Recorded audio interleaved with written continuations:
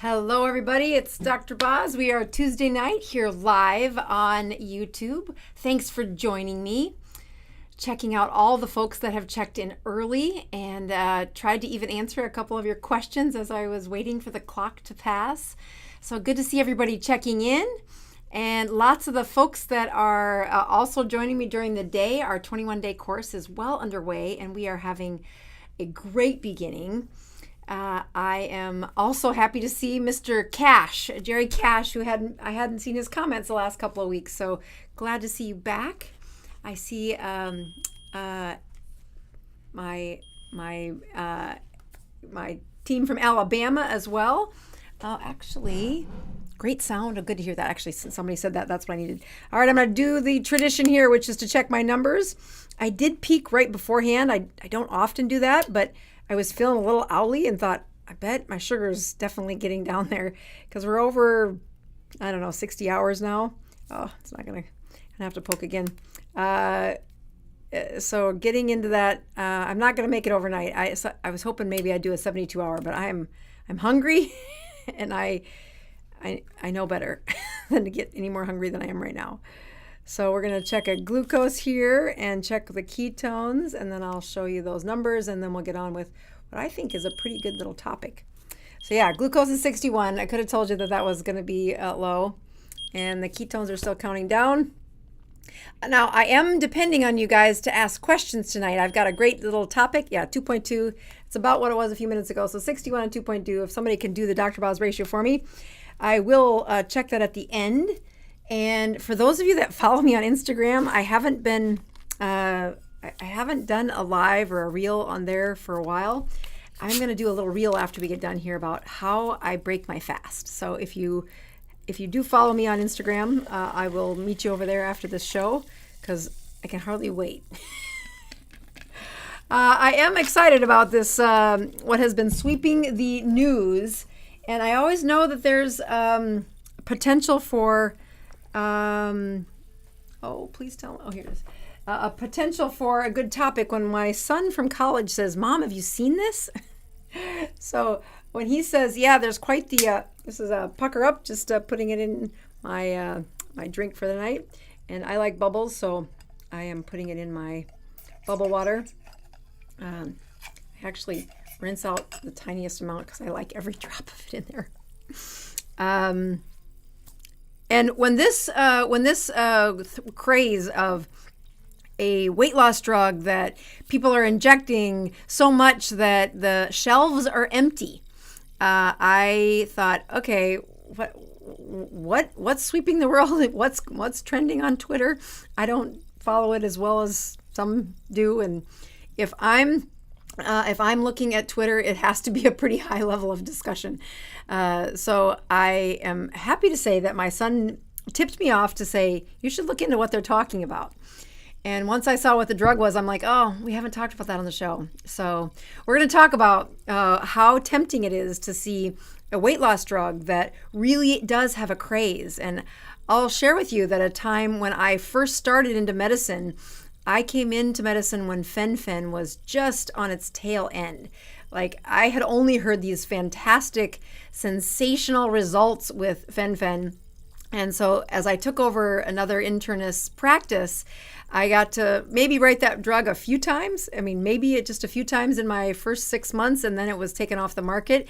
And then I spent the next 10 years following people for heart failure, watching what happens when they had to replace a heart valve, and really not believing that it could possibly be linked to this awesome, amazing drug that had helped these people lose weight.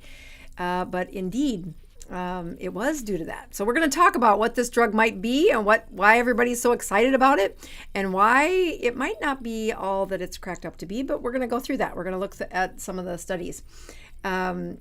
So I do want to do one little thank you for all of you that have joined the 21-day course. For those of you that are in the course and you're watching live, if you can give a thumbs up or something in the chat, just so I can see the folks that are that were part of my 21-day And then, of course, you guys get lots of questions answered. So if you have a good question that you think links to the topic, there is going to be a lot of time for that tonight, unless I get long-winded, which I don't plan on doing, but we'll play this out. So I am going to go through this drug. This is a class of drugs that has been around for a while, or at least had a different version for a few years, but recently has had a version of the drug that you only have to take once a week to get the outcomes that we're going to talk about. And there's nothing like improved compliance to watch what a drug can do. And it is, I'm looking at just the name of the class, that it is one of the GLP-1 agonists, which is a fancy alphabet soup for saying it does a few things that really do help with a diabetic who needs to lose weight. So I'm going to go through the study really quick. We're going to go to a New England Journal of Medicine, which is one of the Bibles for studying internal medicine. There comes the thumbs up. Thank you for the folks that are in the class and giving me a thumbs up. It's nice to see you guys tonight. And I'm going to click over here and write on my iPad. All right, so New England Journal of Medicine. Here is this article. I'm going to take you through a little bit of what they're trying to show off, and that is that they're looking at body weight change over 68 weeks. This specific study that I'm looking at was in overweight or obese adults, and they were screened out if they had diabetes. So they used the higher dose, the 2.4 dose, and it was in the fancy kind where it was double blinded. We're going to go through the study a little bit further, but I wanted to just point out a couple things. The exclusion of diabetics is what I really cared about. So let's go down here. They spend some good time selling you on how important it is that we talk about obesity, that it's a chronic disease.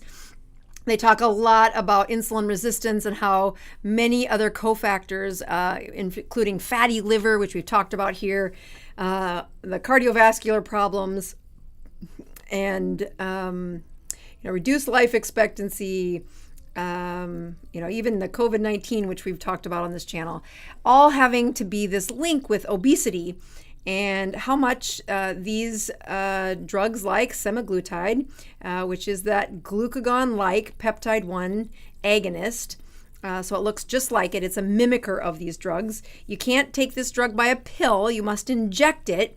And these people were using the injections once a week for that 64 weeks or 16 months by the time it was over. They had to be older than 18.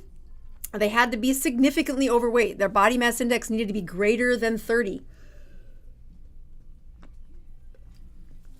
If it was only greater than 27, they needed to document other coexisting conditions like all these other things we talked about: sleep apnea, cardiovascular disease.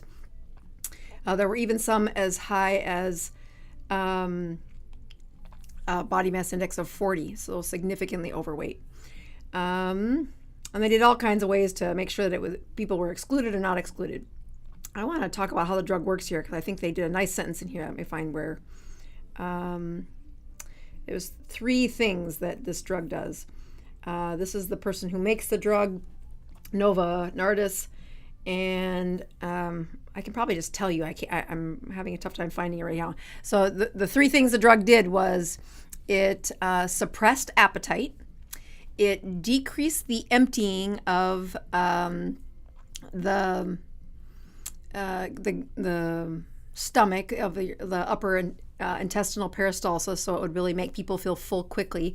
And then it increased the insulin produced from the pancreas so that you could keep those blood sugars even lower. So which is going to play into one of the ways why I think you should be careful with this drug. All right, so let's keep going down here.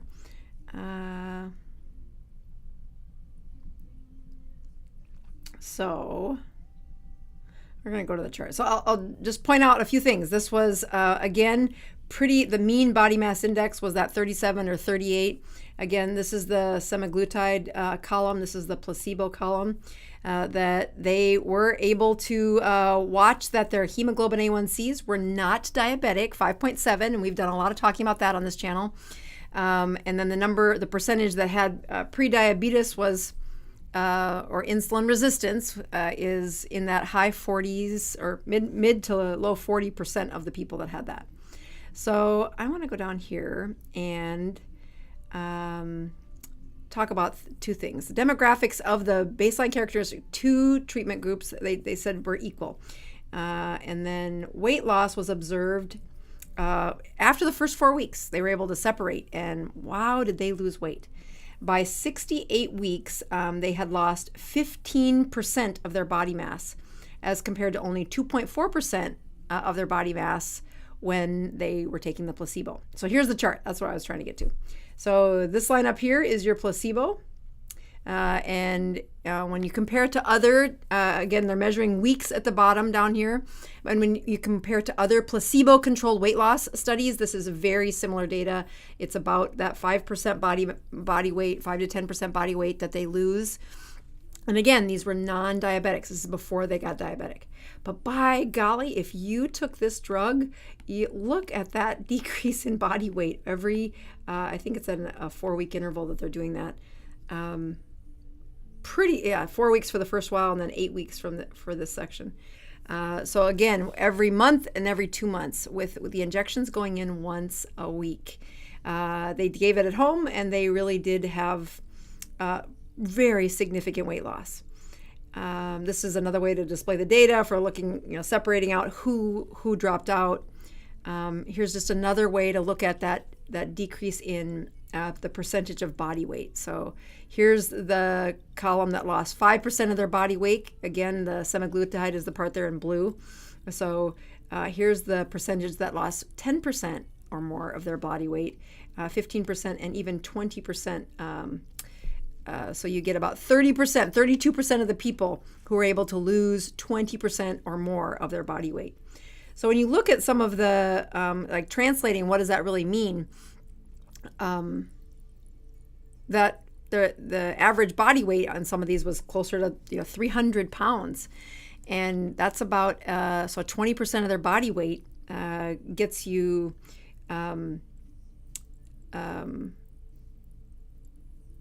a 60-pound weight loss. So that, so again, they lost 20% of their body weight. That is a 60-pound weight loss for a 300-pound individual. Again, that fits consistently with what those body mass index were. There's one more place I wanted to point out before I hop off of this study.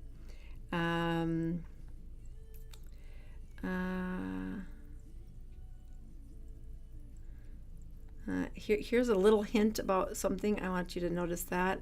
And that's how much their A1C changed. 0.45 is what the drug, the arm of the study did. We're going to come back to safety and side effects in a bit. I'm going to go to this lens and tell you, I think what stimulated the Twitter discussion was this article from the New York Times.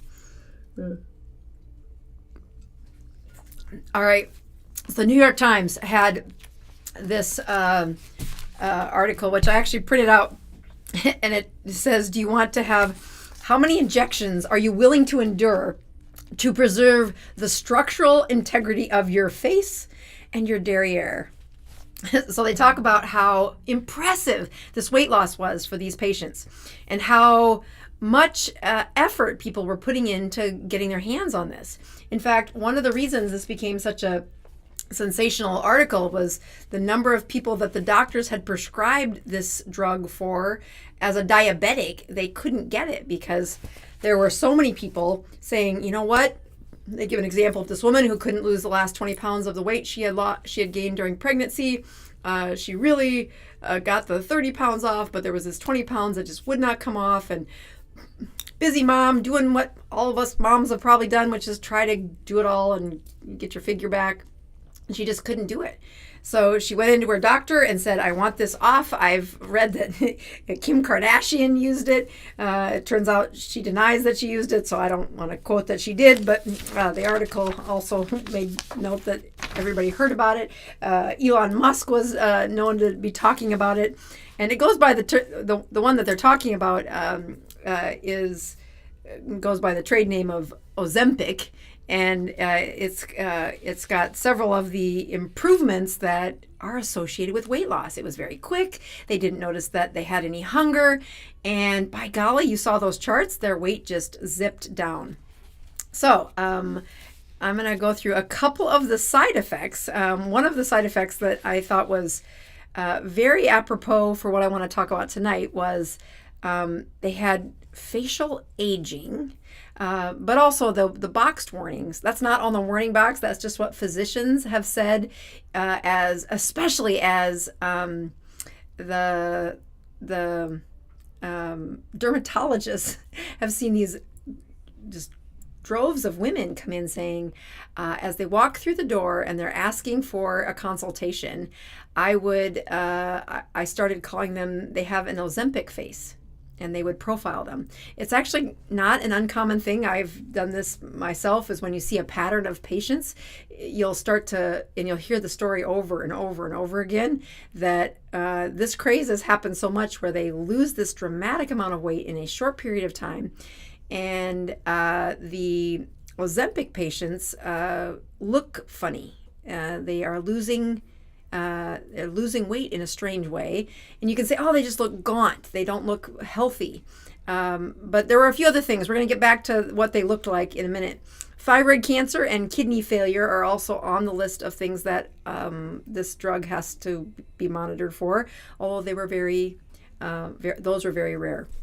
What is also interesting is that the clinical trials were done for a short period of time, just enough to get the FDA approval, and they were very founded in how well they help patients lose weight. I wanted to make sure I got those three mechanisms down in. So let me just remind you that the cost of this drug was $1,000 a month. And that as you follow the story that they outlined in the New York Times, she had a very successful weight loss. She did notice that she wasn't going to be able to afford this forever. Her insurance would not cover it.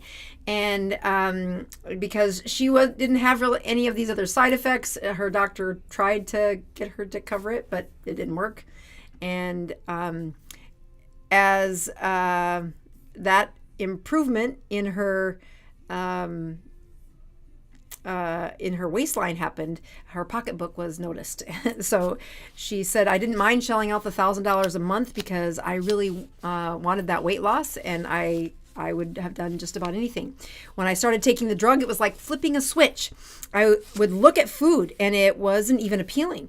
I am someone who loves food. I almost had to remind myself to eat. It just took away the cravings. Okay, so as she did that, her face suddenly started to look very gaunt.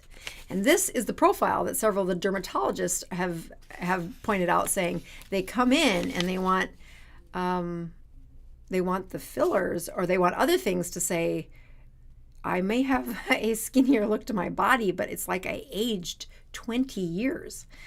Something's wrong. Why am I aging so fast? And I want to point out that there's a couple things that warn me about this. Not only is the rapid look of aging something that you should take notice of, I like to talk about something our brains do without thinking about it. There is a bot that was being studied by Stanford to look at telomere length. How telomeres are those little at the ends of your DNA that, much like if your DNA was a shoestring, those little egglets at the end of your shoestring that are that kind of the dense area where the shoestring doesn't ravel, that would be your telomere. And the longer those telomeres are is a sign of youthfulness. When you've got a high inflammatory rate, a high insulin rate, a high amount of chronic stress on the body, you'll take that telomere down really quickly and you'll age faster. So they were looking at different ways that they could say, could we predict telomere length without having to, do a DNA, look at their DNA? Is there anything else we could do? And they were trying to look at the age of someone in a reflex in our brain. So they had hundreds of people that were the test brains saying, what age do you think this person is? What age do you think this person is? What age do you think this person is? And they would reflexively give their answer, and they would compare it to the telomere length. And there is something instinctual in our brain that the Stanford bot was really trying to mimic, trying to copy. And I actually think they got pretty close. I don't remember how the study turned out, but it was fascinating to me to say, wow, our brain does that. And I've done that. I've done that with patients where they come back in after a while and I don't know what they're doing, but hot dang, they look younger. They look healthy. And there's no test that tells me that. I just can see it. This morning I had our support group and one of the moms brought me a picture of her daughter. And she goes, I just want you to see a picture of my daughter. And I didn't have to know her age to say, oh my gosh, she looks so healthy. And, it caused emotion in the story because the daughter has been at a season of not being healthy. And you look at some of the trends that I see in my ketogenic patients where they've been keto, they may be struggling, but it's usually right before I get another wave of weight loss where they'll come in and I'll notice, oh, you look healthy, you look good. And sometimes that's all the encouragement they really do need to hear, I think you're heading in the right direction. This is, we can do some blood work to prove to you that what I'm seeing is actually real. But I want you to know that look of youthfulness is not an accident. So it turned out that our brains did the best job of measuring telomere length by reflexively saying the age of somebody, and if they were estimating the age under the patient, in the study, the telomere length was long. If they were estimating the age as older, the telomere length was shorter. And it's that same thing that's happening in these patients with this Ozempic face, where they walk into their dermatologist and he's like, I don't have to even broach the subject in a kind of historical way. I can say, how long have you been taking Ozempic? And they're like, how do you know? I'm like, this look of gaunt is not an accident. And we've all seen people lose weight.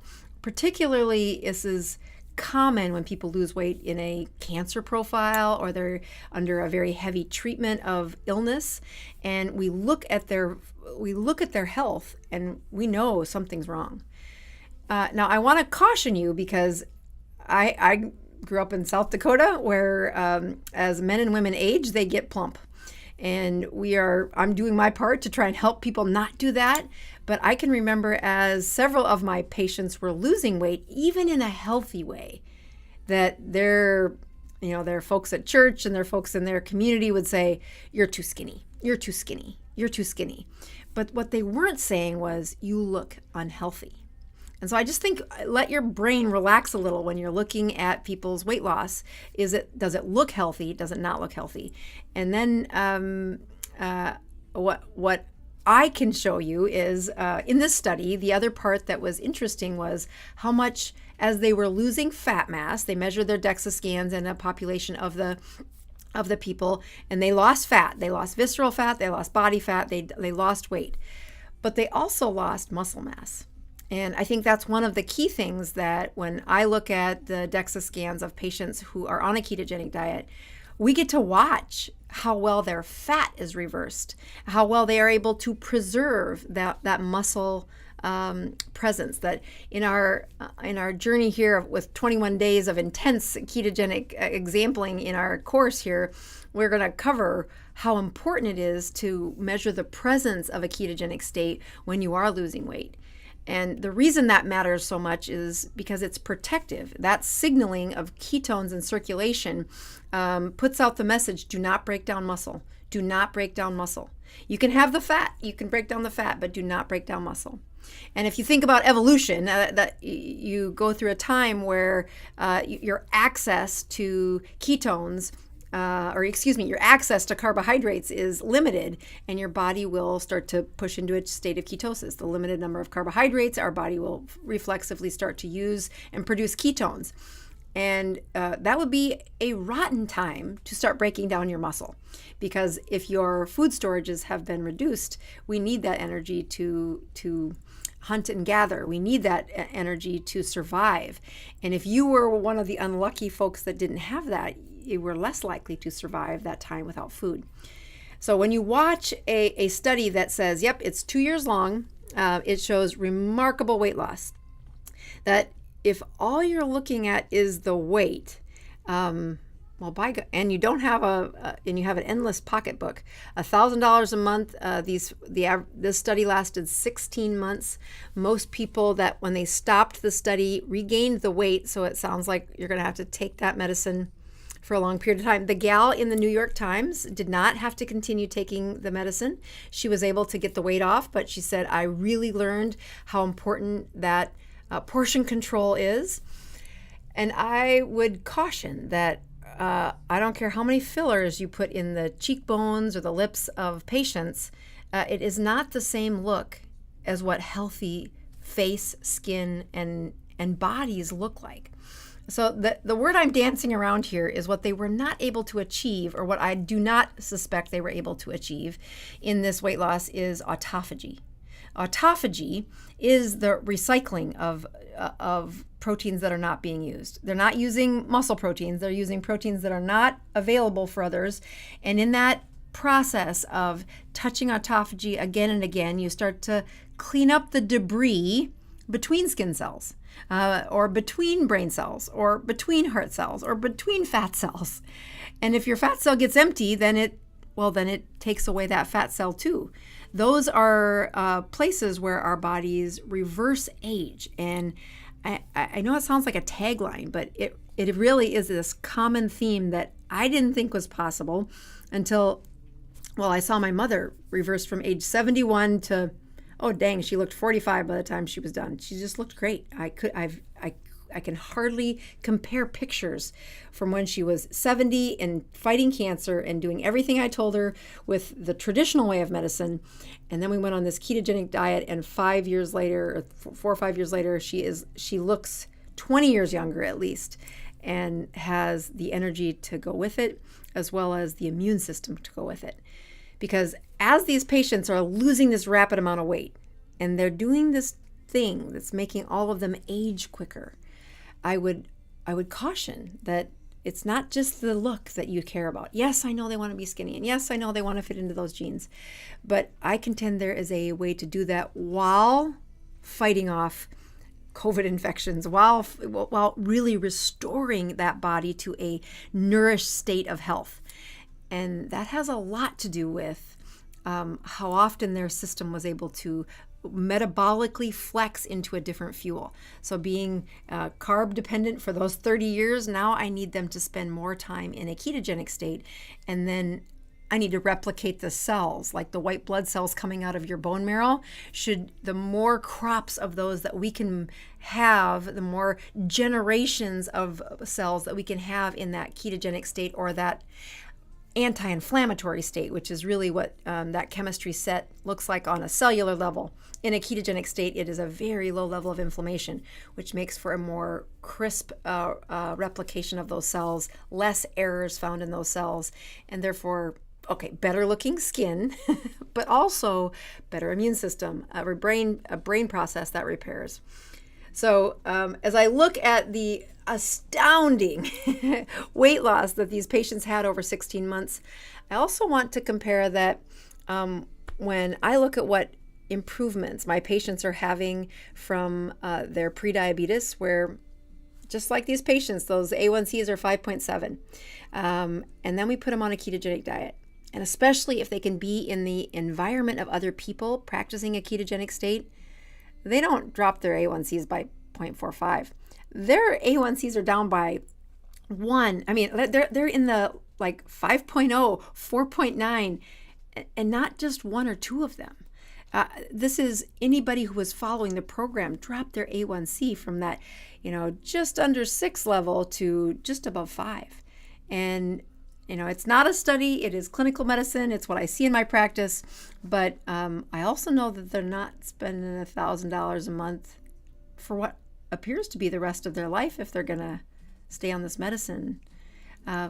So that was one thing. The second thing about this study was this was only 2 years.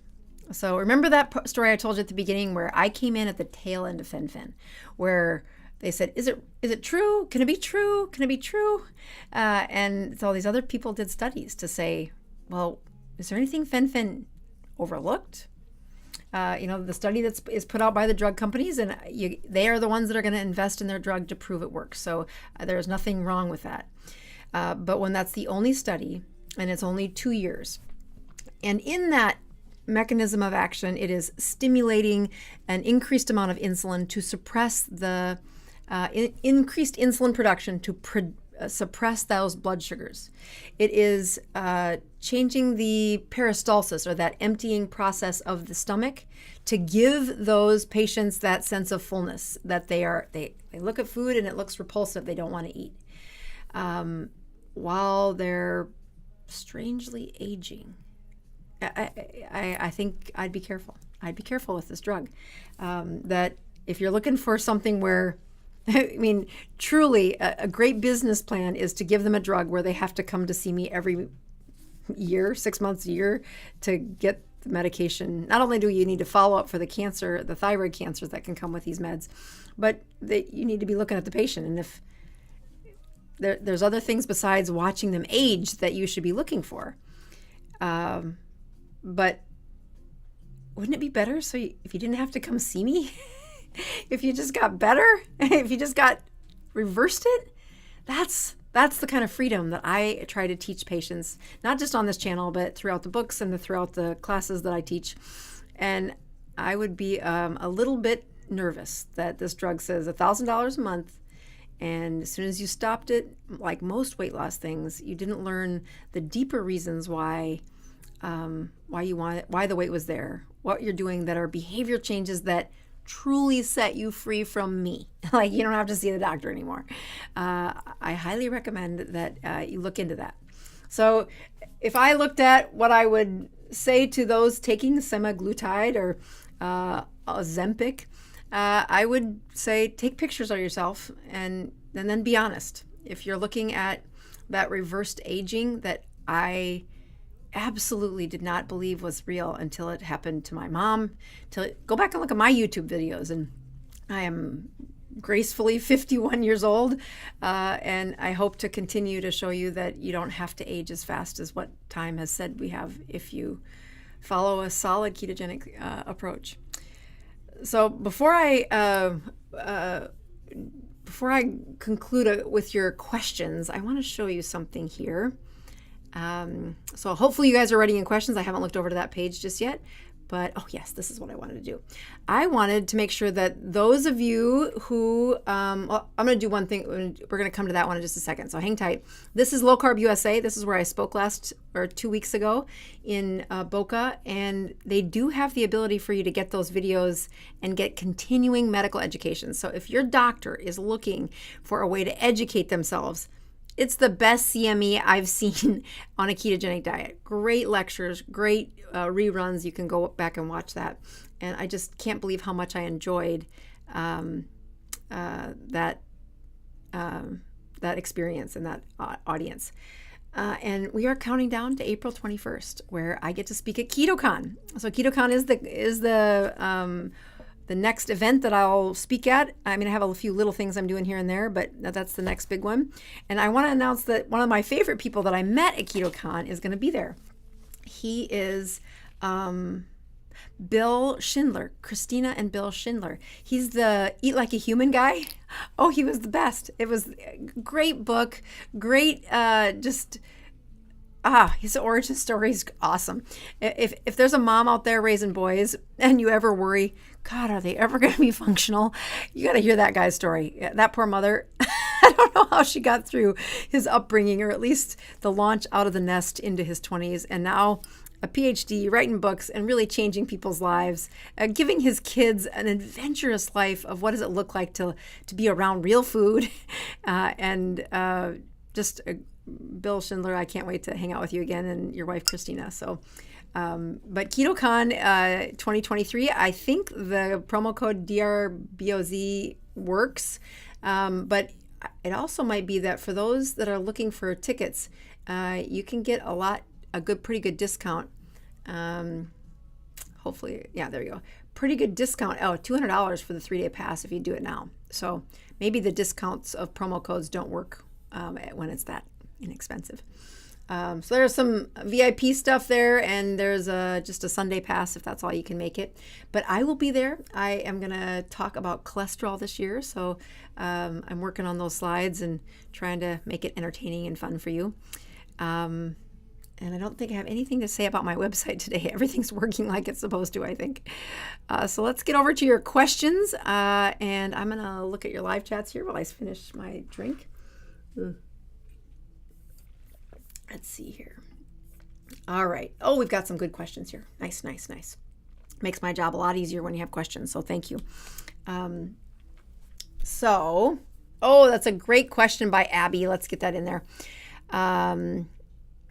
So Abby writes in and says, I went to George. Right, there's Abby. Highly insulin resistant here, struggling to lose weight and keep glucose numbers down. Can I do a sardine fast? Will that reduce my glycogen storage? Will it help with autophagy? Well, first of all, great question, Abby. Struggling to lose weight, I have the folks in my 21-day course. They are about to have this experiment. And if I could kick myself for something on that first course that I ran, it would be that I didn't save the data from the sardine fast because of how much it changes the chemistry. So can I do a sardine fast extensively? I wonder if you mean like for sure 72 hours. But when I look at most people who are in the churn, they're in the ketogenic journey, they've had, and I like using that profile of the KetoCONTINUUM. So let me just give you a little quick look at what that is.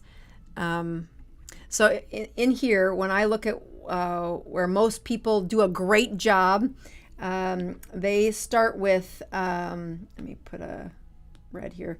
They're in this section here. And that KetoCONTINUUM 1 through 4, they're figuring it out. Where they stall, especially when they're insulin resistant, is somewhere in this baseline metabolism. And if you've got a pretty good, if you've got a pretty solid 16-8, where you have 16 hours where you don't eat anything and 8 hours where you eat hopefully only 2 meals a day, that's what I would recommend. I would push yourself to do a sardine fast, a 72-hour sardine fast, meaning the only thing you're eating. I would still try to stick it in that 8 hours if you can. And then I would push to get a 36-hour fast in after you successfully do that 72-hour fast of sardines for 3 times in a row. So let me say that all again. When people are stuck with insulin resistance, the first thing I'm going to have them do is take that window and narrow it. So 8 hours is a pretty good start. I like 2 big boluses of food. When you hop over to the sardine fast, I let them eat all they want at the beginning, just saying it's not about so much that you only eat during these hours. I want you eating whenever you're hungry. You can have it whenever you're hungry. And the truth is, they usually open up the can of sardines and smell them and suddenly become not hungry. So I'm like, no. I do want you to eat the sardines. So I just have learned the first couple of fasts, I want you to eat them at any hours of the day that you have them for those 72 hours. But as the weeks go by, you'll do a 72-hour fast and then go back to your 16-8, and then do a 72-hour fast and go back to your 16-8. And that 72-hour fast, is eating as many cans of sardines as you want during those 3 days. And by the third week, I want to push you. now you've hopefully gotten past the smell and they don't taste as bad as the world says they do, but you are eating enough sardines, or you've got enough boost in your metabolism that I can ask you to go 36 hours without any food. It's not a lot. The 36, you can do it. Your ancestors have done it for thousands of generations. So 36 hours, you can do it. And at the end of that 36 hours, you can finish the sardine fast, finish the 72 hours with as much sardines as you want. So again, each week for 72 hours, you're practicing this process that I think those Ozempic patients didn't practice. And that is, how do I choose? I mean, you can suppress and manipulate their hormones and turn off their hunger.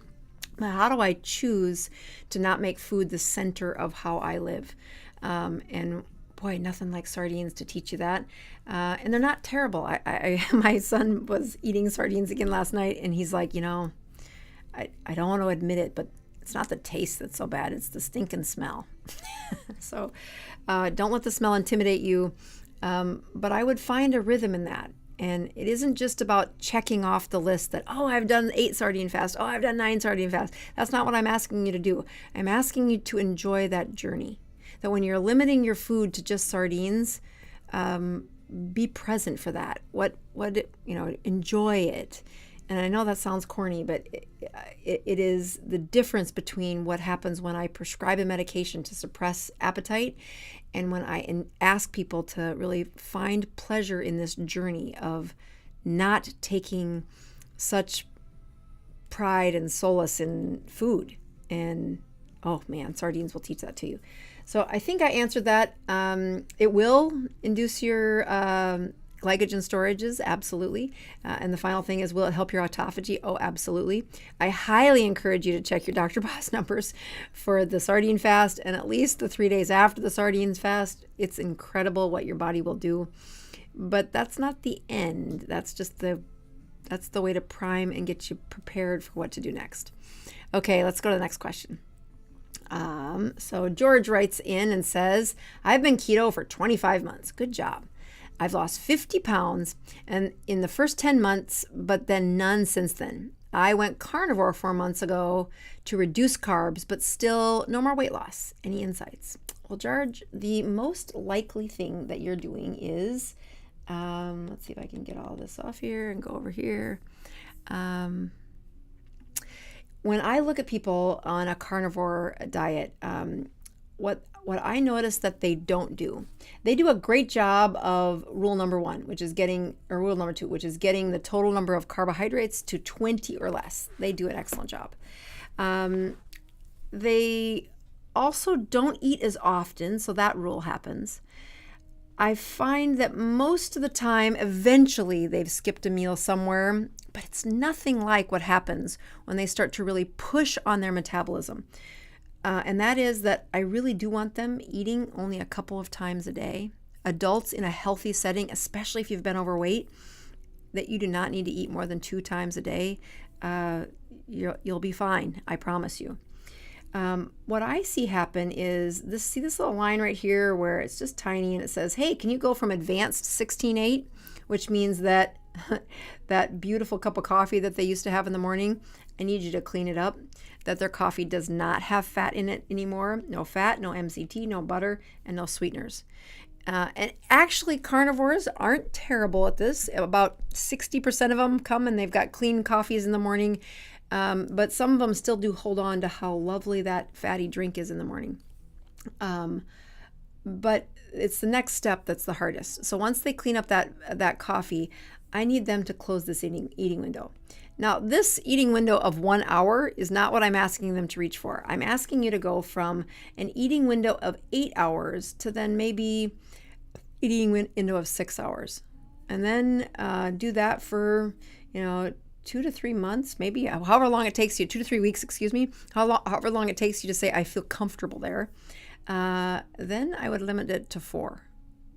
So what I'm doing is showing you that in carnivore, they get the types of food right, but they often don't focus on the timing of food. And the two biggest mistakes I find when people are doing the carnivore diet is they eat for long hours of the day. From the first moment a calorie goes in to the end of the calorie going in, I've seen it be like, 18 hours is not uncommon. Like, it's the first thing they do when they get up and then the last thing they do before they go to bed. So you have insulin resistance. You have to stop eating. You have to have a time of nothing. That's why the keto continuum, although many people are carnivore on it, it really incorporates not just the type of food, but the time you eat the food and for how many minutes food goes in and food goes out in a sleep cycle. And most carnivores that are stuck, that are not doing it, they don't follow these rules. And that's why they're stuck. So, good question, very common question. All right, let's go to the next one. So let's move on to Bernie. Bernie says, husband was given a sample of this medication or something similar to it after reaching it to forego taking, after researching it. Okay, I just need to slow down and read this. Something similar, and decided after researching it to forego taking it. He is trying to lose weight on keto and gets his numbers down, but struggling. Any advice? Okay, so if you're trying to lose weight, this little Dr. Boz ratio that I do, I'll check my numbers again here just to kind of prove the point. It really is the ticket to losing weight. When I look at these numbers, I don't do it just because I want to poke my finger in front of you guys. This is how you calculate somebody's insulin resistance. And that if I didn't fast, my numbers would never be this good. No, I have to give my body a stress each week and pray to God someday I can get a sauna back in my life. But I don't have that privilege right now. So the only real stress that I can do besides the workouts that are not as often as I wish they were is to fast. Fasting I can put in my life, I can schedule it, and it's really been a rhythmical part. When people are looking for weight loss, they have to stress the system.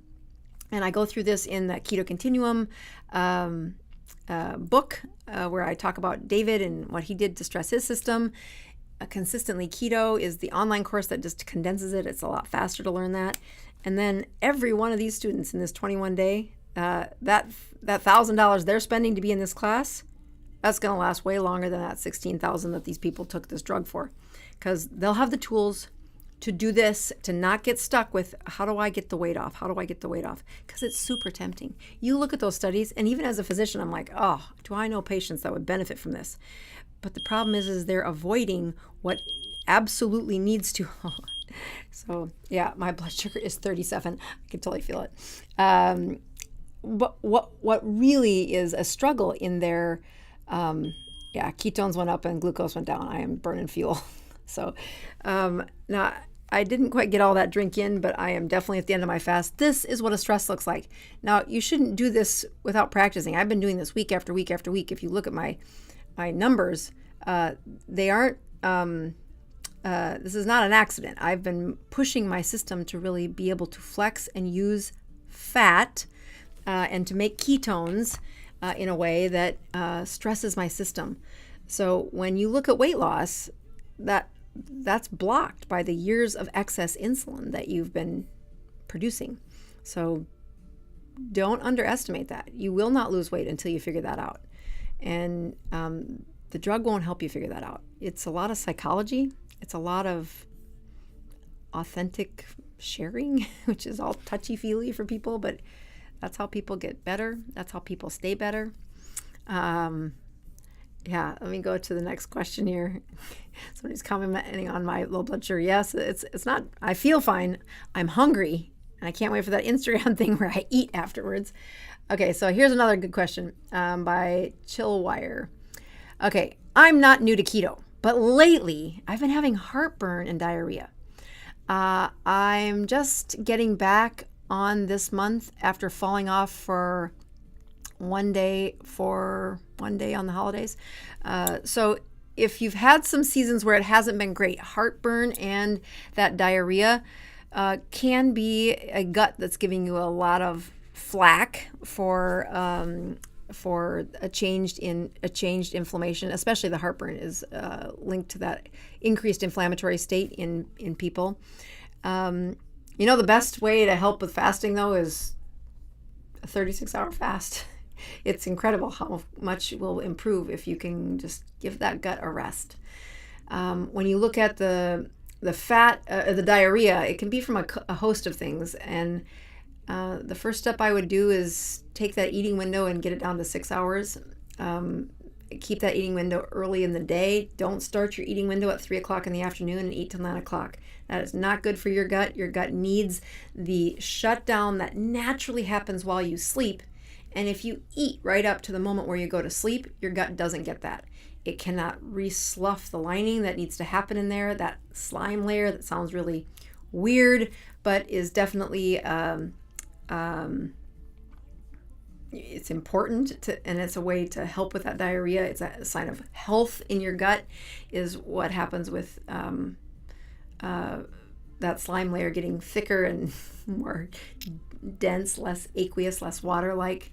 But not eating late at night, keeping that last bite of food. I mean, I have some diarrhea patients that their years of gut health it's taken a toll. I've had a couple of them with surgeries, and when they have the last bite of food after 2 o'clock, they get a rumble, and it's the cross they have to bear. I can try to give them medicines to take it down. It'll be an improvement for a short while, but their eating window really just has been, put down to that 4 to 5 hours, which is not terribly restrictive. I know it can sound that way when you're starting at 18 hours, but when you really are in that zone of keto, it truly isn't. But it does come with this lesson of, well, what do I do instead of eat?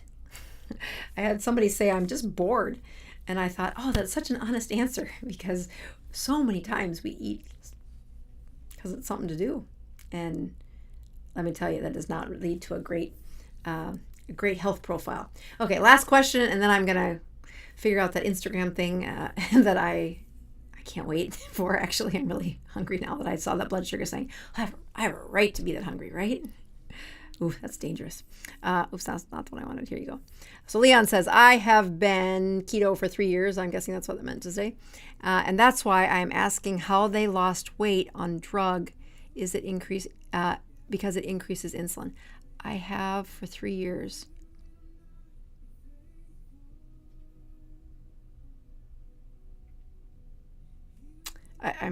So I'm guessing he's asking, I have been taking the drug for 3 years, and that's why I'm asking how they lost weight on drug. Is it increases insulin? The way the drug worked is it shut down their appetite, stopped them from wanting food. It made it very difficult for the food to peristalse through it. The insulin resistance definitely got worse. It changes what parts of their body they're breaking down for food. It's, in my mind, one of the reasons why they look gaunt. Their muscles are part of what they're using as a food source. So poor Leon's writing, how can they lose weight on that drug? Oh, there's his question. How can they lose weight on the drug if insulin was high? Well, the insulin went up. And so, again, their body adjusted. And that higher insulin, sure, you can fight high insulin. It's actually a really good question, Leon, so I'm glad you clarified it. When that insulin is high, it doesn't mean that you'll never lose weight. It just means the way you're going to lose weight is not to empty a bunch of fat cells. That is the opposite of autophagy. It's the opposite of reverse aging. When you are losing weight in a low fat setting, that's the same place that you lose weight in a high insulin setting, or in this case, it's just a slightly higher insulin, but it's going the wrong direction if you're trying to make your brain work better, get your heart work better, reverse that cancer, improve that immune system. In those patients, they got a returned surge of cortisol and testosterone and estrogen, all these fat-built hormones, because the insulin lowered.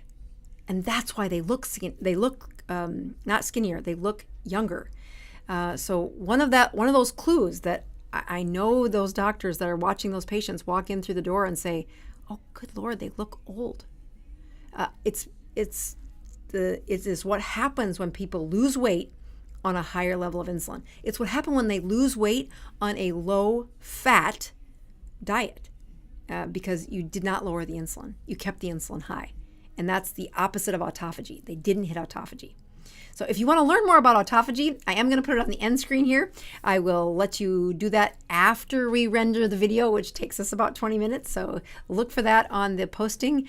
And I'm really glad that you clarified that question, Leon, because that's a perfect one to end on. All right, guys, see you next week. We are